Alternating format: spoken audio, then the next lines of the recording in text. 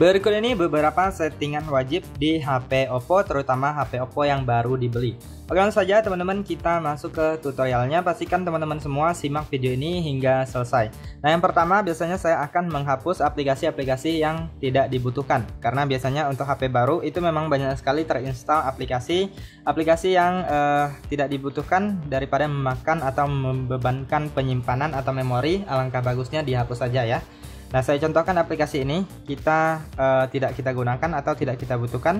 Kalian tinggal klik dan tahan, lalu pilih info aplikasi, kemudian kalian pilih uninstall, kemudian kalian klik OK, maka aplikasinya akan terhapus. Nah, jadi teman-teman silahkan ulangi di aplikasi-aplikasi lainnya yang kalian rasa tidak dibutuhkan ya. Oke, kita lanjut untuk fitur selanjutnya adalah mengatur urutan di bagian pusat kontrol atau panel cepat ya. Nah, jadi kalian masuk ke pusat kontrol atau panel cepat. Nah, jadi teman-teman bisa lihat di sini ada daftar menunya. Teman-teman bisa mengurutkan menu-menu yang sering kalian gunakan ya, teman-teman ya. Nah, jadi caranya kalian klik titik 3, kemudian pilih edit ubin. Lalu di sini teman-teman tinggal atur aja posisinya. Mau taruh di mana ya? Misalnya senternya kita letakkan di atas, kemudian data solar kalian urutan di bagian depan. Nah, yang ini di bagian sampingnya kalian juga bisa usap-usap dan kalian bisa geser-geser ke urutan depan ya. Nah, jadi teman-teman silahkan urutkan aja untuk menu-menu yang kalian rasa kalian butuhkan. Kemudian di bagian bawah ini ada juga yang tersembunyi atau tidak masuk ke bagian terlihat. Kalian bisa tambahkan untuk menu-menu yang kalian butuhkan ya. Nah, contohnya yang ini. Nah, jadi saya tambahkan ke atas. Nah, jadi dia akan terdaftar di bagian ini. Oke, kita lanjut untuk setting selanjutnya adalah tampilan layar depan. Nah, di sini kalian klik dan tahan di bagian layar kosong, ataupun kalian ciutkan dua jari, kemudian kalian gulir atau geser ke samping di bagian bawahnya, lalu pilih lainnya. Kemudian di sini ada setting ya teman-teman ya. Nah, ini ada mode layar awal. Jadi dia ada dua model. Biasanya yang default itu mode laci ya. Nah, mode laci itu seperti ini, saya terapkan terlebih dahulu. Nah, ini mode laci saya coba terapkan. Dan teman-teman nanti bisa lihat untuk hasil mode laci dan bukan mode laci ya. Nah, ya ini mode laci biasanya di bagian bawah ini apabila kita usap seperti ini akan ada aplikasi-aplikasi yang terpusat atau terkumpul di sini ya. Nah, kemudian di sini juga ada. Nah, jadi teman-teman silahkan pilih mau pakai yang mana. Biasanya saya menggunakan mode yang satu lagi. Nah, di bagian ini kita masuk lagi di bagian pengaturan yang tadi. Lalu pilih mode layar awal, pilih mode standar, lalu klik terapkan. Nah, kalau mode standar itu biasanya layarnya berpusat di bagian layar depan aja ya. Nah, lacinya nggak ada di bagian bawah, nggak ada ya. Nah, kemudian biasanya saya akan menambahkan widget jam ataupun widget yang lainnya yang saya rasa dibutuhkan. Nah, kita klik dan tahan di bagian layar kosong, kemudian pilih widget, lalu pilih widget yang kalian inginkan. Nah, saya contohkan yang ini, kita klik dan tahan lalu geserkan ke atas, lalu pilih selesai. Kemudian selanjutnya saya akan menambahkan atau mengurutkan aplikasi-aplikasi yang sering saya gunakan, akan saya pindah ke bagian depan ya. Nah, misalnya aplikasi TikTok ini saya geser dan pindahkan ke depan ya. Kemudian aplikasi di bagian Google ini, apabila kalian sering nonton YouTube, kalian tinggal keluarkan aja YouTube-nya dari sini. Nah, kita bisa keluarkan lalu tambahkan di bagian layar depannya. Nah, kalian tinggal atur-atur aja untuk posisi-posisi dari aplikasi-aplikasinya ya teman-teman ya. Nah, kemudian selanjutnya teman-teman bisa masuk juga di bagian yang tadi, pengaturan. Kalian ciutkan dua jari ataupun klik dan tahan di bagian layar kosong. Lalu di sini teman-teman silahkan pilih lainnya. Kemudian di sini teman-teman bisa lihat ada tata letak layar awal. Nah, di sini kalian bisa atur untuk ukurannya ya. Nah, biasanya saya pakai 4x5 ataupun 4x6. Jadi dia nggak terlalu besar dan tidak terlalu kecil ya. Kalau udah kalian silahkan klik terapkan. Nah, kemudian kalian lihat untuk tampilan aplikasinya. Oke, kita lanjut untuk setting selanjutnya adalah setting di bagian keyboard ya. Nah, jadi kalian masuk ke pengaturan. Kemudian kalian gulir ke bawah, pilih pengaturan tambahan. Lalu di sini pilih keyboard dan metode input. Lalu di sini pilih kelola papan ketik, lalu pilih keyboard. Nah, jadi di sini kalian pilih preferensi. Biasanya saya akan mengaktifkan yang ini, baris angkanya, jadi mempermudah kita dalam menggunakan keyboardnya ya. Jadi angkanya langsung muncul. Kemudian ini diaktifkan juga, tampil kan tombol alih emoji. Kemudian yang ini biasanya saya akan matikan, berbunyi jika tombol ditekan ya. Nah, kemudian kita keluar dari sini, lalu di sini kalian bisa pilih tema. Nah, banyak sekali tema yang bisa kalian gunakan. Kemudian koreksi teks. Nah, di sini biasanya saya akan menonaktifkan yang ini, koreksi teks otomatis ya. Jadi lebih mempermudah kita apabila kita ingin chat secara singkat. Nah, kemudian selanjutnya saya akan mengatur yang namanya toolbarnya ya teman-teman ya. Nah, jadi kita keluar dan kita coba lihat untuk model keyboardnya.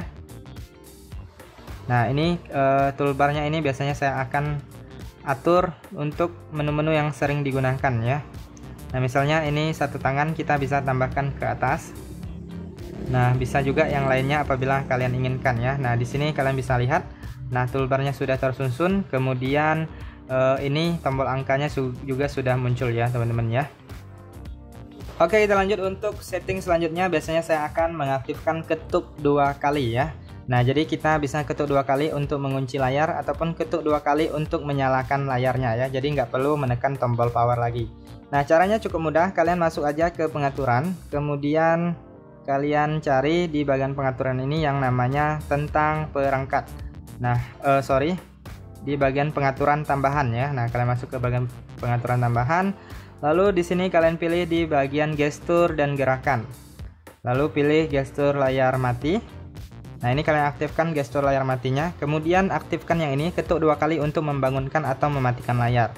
Ataupun di bagian ini juga bisa, kalian klik dan tahan di bagian layar kosong. Kemudian kalian geser di bagian bawahnya, pilih lainnya. Kemudian yang bawahnya ini ada biasanya ketuk 2 kali untuk membangunkan atau mematikan layar ya. Nah, ini kalian aktifkan. Kemudian biasanya ini saya aktifkan juga pencegahan salah sentuh di saku. Nah, kalau seandainya kalian masukkan HP kalian di saku kalian kemudian belum terkunci, itu akan mencegah salah sentuhnya ya. Kemudian di sini kalau ada yang ini ketuk 2 kali untuk mengunci, kalian aktifkan aja ya. Nah, seperti itu untuk cara mengaktifkan ketuk 2 kalinya. Oke, kita lanjut untuk setting selanjutnya. Biasanya saya akan mengatur di bagian suara dan getaran ya. Nah, biasanya kalau untuk HP baru itu pada saat kita menekan tombol keypad ini biasanya itu ada suaranya ya teman-teman ya. Nah, ada suaranya, jadi kita bisa hilangkan. Kemudian pada saat kita menekan tombol navigasi atau tombol kembali ada getarannya ya. Nah, jadi saya tidak suka seperti itu, jadi saya nonaktifkan. Caranya kalian masuk ke pengaturan, lalu kalian cari di bagian ini suara dan getaran. Lalu di sini kalian cari di bagian bunyi lainnya. Nah, biasanya ini nada tombol angka itu masih aktif ya, kalian nonaktifkan. Nah, ini untuk volumenya kalian bisa atur dulu di bagian ini. Nah, itu volumenya ya teman-teman ya. Kemudian di bagian ini tadi bunyi lainnya kalian bisa nonaktifkan untuk bunyi-bunyi yang kalian rasa tidak perlu ya. Misalnya bunyi sentuhan, tombol angka, kemudian bunyi kunci layar dan lain-lain, kalian bisa nonaktifkan jika tidak diinginkan. Kemudian di sini di bagian haptik.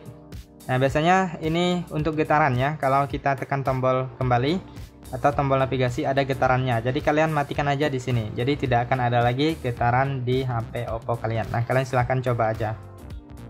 Oke, lanjut untuk setting selanjutnya adalah mengatur waktu layar dan mengaktifkan mode gelap ya. Nah, jadi untuk HP baru di HP Oppo itu biasanya waktu layarnya sangat singkat sekali sehingga HP kita sangat cepat menjadi terkunci atau layarnya mati ya. Nah, jadi untuk mengaturnya teman-teman masuk ke pengaturan, kemudian di sini kalian cari yang namanya layar dan kecerahan. Nah, kalian gulir ke bawah, di sini ada yang namanya layar mati otomatis, kalian tinggal klik aja. Nah, biasanya kalau awal itu 30 detik ataupun 15 detik ya. Nah, jadi teman-teman bisa sesuaikan waktu yang kalian butuhkan. Nah, kemudian di sini agar mata kita lebih nyaman dan baterai lebih irit, kalian bisa mengaktifkan mode gelap ya. Kalian tinggal pilihkan aja mode gelap ini. Oke, kita lanjut untuk setting selanjutnya adalah perawatan baterai. Nah, jadi agar baterai di HP Oppo kita lebih awet dan tahan lama, teman-teman wajib mengaktifkan yang namanya perawatan baterai ya. Nah, jadi kalian masuk ke pengaturan. Kemudian di sini teman-teman silahkan pilih di bagian baterai. Lalu di sini teman-teman bisa lihat juga untuk detail penggunaan baterainya ya. Nah, di sini kalian bisa lihat aplikasi-aplikasi yang sering menggunakan baterai atau banyak memakan baterai. Nah, di sini teman-teman bisa aktifkan di bagian ini. Hentikan pengisian daya 80%. Jadi tujuannya itu adalah untuk baterai kita lebih awet ya, teman-teman ya. Nah, di sini teman-teman bisa melihat juga pengaturan lainnya. Nah, di sini teman-teman bisa pelajari juga ya apabila masih ada yang ingin kalian setting. Biasanya saya akan mengaktifkan yang ini agar usia baterai di HP Oppo kita lebih panjang atau lebih tahan lama ya. Nah, jadi pada saat kita mengecas sudah 80%, biasanya dia akan berhenti mengisi dengan sendirinya ya. Kemudian saya sarankan juga agar teman-teman HP Oppo-nya jangan sampai kekeringan baterai sampai mati sendiri karena kehabisan baterai ya. Oke, kita lanjut untuk setting yang terakhir, yaitu adalah kunci layar. Nah, jadi teman-teman wajib sekali mengaktifkan kunci layar agar HP Oppo kalian lebih aman dan lebih privasi ya. Oke, langsung saja teman-teman untuk mengaktifkan kunci layarnya, masuk ke pengaturan. Kemudian di sini kalian cari yang namanya keamanan dan privasi. Lalu kalian gulir ke bawah, kalian cari yang namanya pembuka kunci perangkat. Nah, di sini kalian pilih kunci layar. Nah, kalian klik kunci layar, kemudian ada beberapa pilihan, silahkan dipilih mau pakai yang mana, kalian sesuaikan aja ya. Di sini saya contohkan menggunakan pola, dan kita tunggu sekitar 5 detik. Lalu pilih lanjutkan, kemudian teman-teman silahkan buat kunci yang kalian inginkan. Nah, saya contohkan seperti ini. Kemudian kita masukkan satu kali lagi, dengan kunci yang sama. Kemudian kalian juga bisa mengaktifkan kunci sidik jari ya. Nah, sekarang kita keluar. Saya sarankan teman-teman membuat kunci layarnya lebih rumit dan tidak mudah dilupakan, kemudian tidak mudah ditebak orang lain ya. Nah, sekarang kita sudah berhasil mengaktifkan kunci layar, maka HP-nya akan terkunci. Oke, itu saja teman-teman untuk beberapa settingan di HP Oppo. Apabila ada tambahan settingan lainnya, teman-teman bisa cantumkan di kolom komentar video ini. Sekian saja informasi kali ini, semoga bermanfaat.